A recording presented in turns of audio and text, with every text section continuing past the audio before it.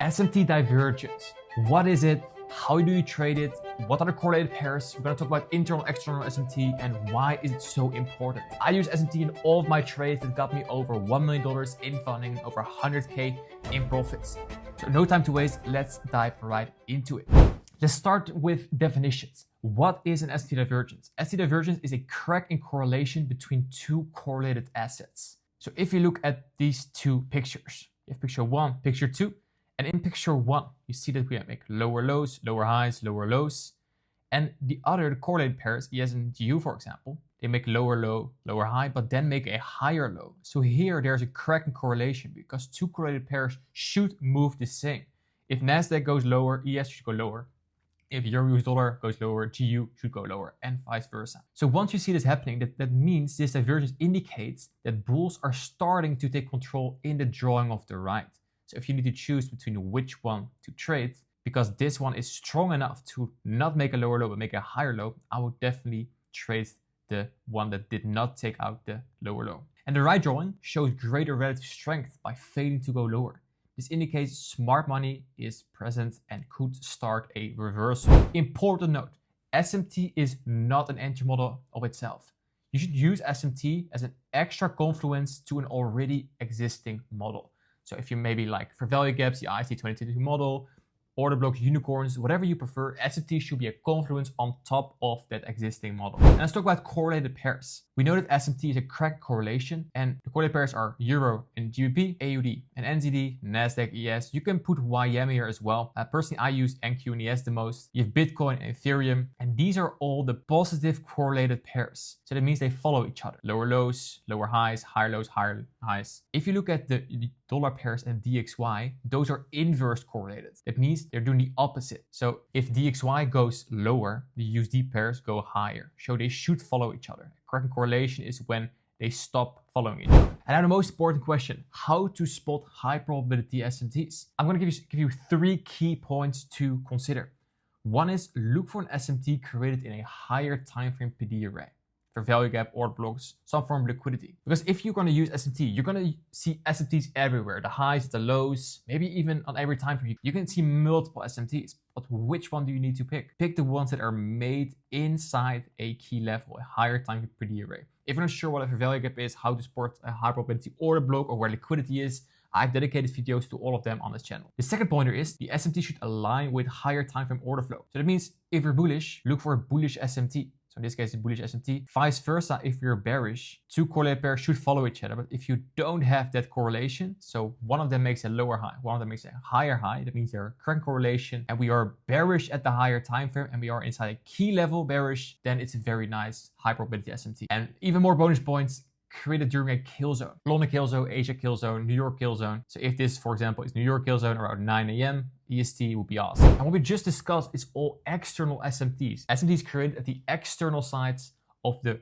range. But you also have internal SMTs. So external SMTs are at the external side of the range, but inside the range, you can also have SMTs. Those are right here. So you have that smart money reversal here in a key level market structure shift. And then in this piece of price action, you can find another SMT. And this is where your high probability setup will come.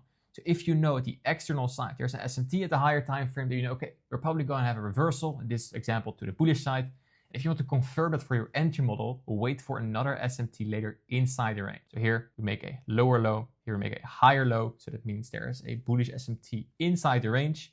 And I would definitely then recommend longing this price action because this is stronger. If you see that complete market maker model breakdown on this channel, then you recognize this depiction. And in this market maker model video, we talk about the smart money reversal. Where does it need to happen? It needs to happen in a higher time frame key level, old low, busy, order block breaker. But we also need a SMT for your smart money reversal together with the market structure shift. So now I can complete that puzzle that you need an SMT together with the market structure shift to have a valid smart money reversal to trade that market maker model. And inside these areas, look for that internal range SMT. Look for cracking correlation there at the blue areas. So remember, if this is the higher time frame, then you can go to the lower time frame to find another smaller market maker model. So find SMTs, find small market maker models inside that higher time frame market maker model, all using SMTs. But you hear all IC traders tell like SMT is so important, but why is it so important? because SMT occurs at reversal points. SMT will also start the market maker model and it will start trending conditions. And that's what you want. You want trending conditions to take your most clean trades. And what I use is SMT to spot the difference between a real and a fake market structure shift. So when you're on a key level, sometimes you make your lower low and then you break structure and you think we'll go to the upside, as you see on the right side. But many times you get faked out. It's just a little turtle soup, a little liquidity sweep to just continue lower. I use SMT in this case to find out, okay, is this a real market structure shift or is it just a liquidity sweep to continue lower? So use SMT at the confluence to get faked out less. And now let's look into the charts to look for examples on how to trade with SMT. I spent hundreds of hours studying IST concepts and I broke down every single concept with my own personal notes in this 500-page PDF. It goes over everything from entry models to the different concepts, from interest rates to everything you need. So if you want to save those hundreds of hours, want to get it right now, I will leave the link to this PDF in the description. Now we're looking at the GU at the 5-minute time frame. And here we see the Sunday open, the Sunday lows created. And at the start of the week, we trade higher. And what you see right here is relative equal highs, which can be used as a target, but we don't trade there yet. We go back all the way down here. Where? During a kill zone. So here's where you need to pay attention because GU is correlated with Euro US dollar. So let's take a look at Euro US dollar at the exact same time. So the Sunday lows. If we look at Euro US dollar, we see that Euro US dollar take out those lows. We also have these highs here and GU does not take. So we have an SMT here. SMT with Euro US dollar and GBP US dollar. Which one do you want to trade? We want to trade the strongest one, Euro US dollar. Takes out the low and GU does not take out the low, so this would be the strongest.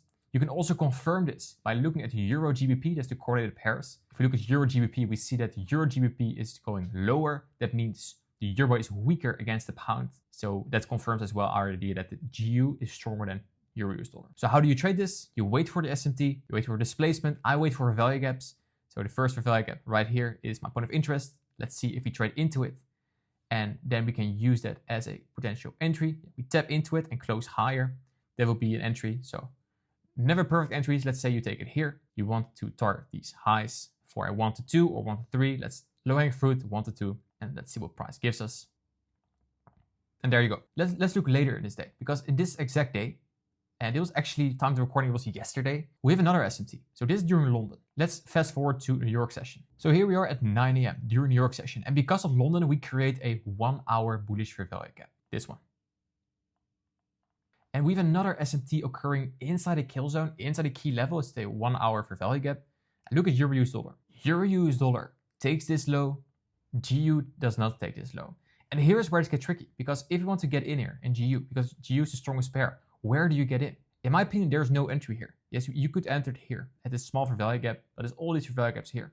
In this case, I traded Euro US dollar because I'm expecting both to go up, to continue the upside. And the Euro US dollar was cleaner because I could get an entry here. So I go to Euro US dollar. Here we see that SMT here at 9:15 a.m. EST.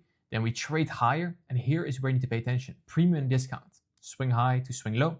And there's a fair value gap here in this kind of the range. So I'm waiting for price to come back into the discount array to then trade higher. And even if you did not take a perfect setup, you take it right here for almost a 1 to 2. We have still these relative equal highs as a target. And also later in the day, you could have take a second entry. It comes here back to the entry again. But then during the New York session, it goes higher. Then it comes back and it goes higher again. All using SMT as a starting point. And maybe you see here is that we don't use SMT as an entry confluence. We use it as an extra confluence. So we use it to spot a potential reversal. Well, we trade lower and lower, lower. SMT, boom, higher. With displacement, premium discount, fair value gap, fair value gap 1, fair value gap 2, and price goes higher. And in London, we traded the stronger pair, that was GU, right here. And in New York session, GU did not give an entry. So during the session, have both the correlated pairs on your screen to see which one has the cleanest price action. The strongest pairs will move the fastest. That's what you want. But if you're not in and you see your pairs already moved and you see the weaker pair have the same drawn liquidity, but it's going there slower. Yes, it will take more time. It can be more choppy. As you can see here, this is pretty choppy for some candles, but then it will reach your drawn liquidity. So here you have it. Now you know exactly how to use SMT in your trading. Make sure you can backtest this, go to the charts, find out, set it for yourself. You know now what an SMT is, how to trade it, what correlated pairs are, internal, external range SMT, and how to actually use and why is it so important. And if you want more videos like this about fair value gaps, market structure, daily buys, all that stuff, there are dedicated videos on this channel. So make sure you check the description to find the best next video for you to keep studying and keep improving your trading. Thanks for watching. I'll see you in the next one.